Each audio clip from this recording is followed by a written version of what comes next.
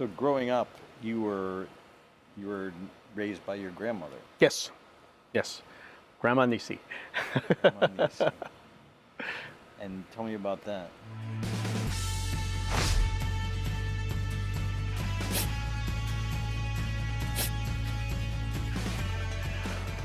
Again, early on, I'm not going to throw anybody underneath the bus. My parents got divorced at a very early age.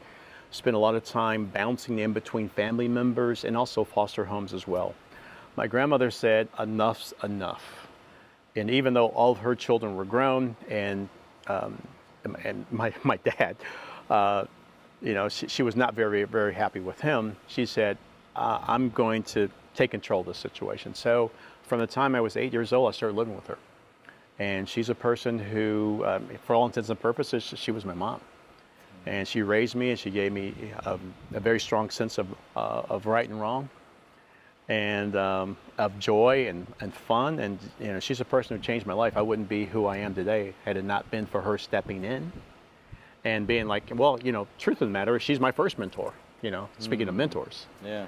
So, in my keynote, Manage Things, Lead People, one of the first lessons, she sat me down and she says, Eddie, whatever you do, do not consider a life of crime, for 2 reasons. Number 1, you're too small. She says, if you ever go to jail, they will pass you around like a joint. She says, number 2, you're too pretty for prison. If you ever go to jail, they will pass you around like a joint. Any questions? I said, yeah, Grandma, what's a joint? She says, you'll figure it out. You'll figure it out.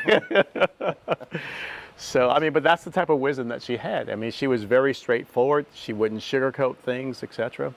I do recall one time I was a smart aleck and she slapped me in my face. And that's the only time we ever argued, we ever fought, etc. And I deserved it. I was just, it was like 17, 18 years old, filling my oats. And she slapped me. Not only did she slap me, she owned a beauty shop. It was Friday night. The place was packed.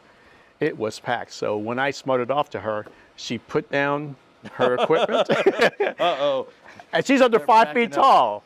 She's under 5 feet tall. And she walked up to me and she, whoa, whack. And it was a good one, man. And it was loud. It was so loud. Her shop was really big. It echoed. And it was complete silence. The only thing you could hear was that slap and then like the hair dryers of the women, And they were the only ones who couldn't hear what happened, But they saw what happened, And, but I says, you know what? I will respect you from that day, moving forward, yes.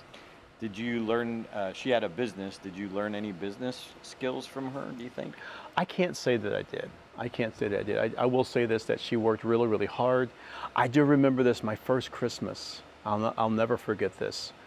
We lived in a very unusual neighborhood. We lived in the south side of Chicago, and everyone has this negative connotation about the south side of Chicago. First of all the south side of Chicago is not bad, okay? If it were, it would probably be like fenced off or something, but it's not all bad.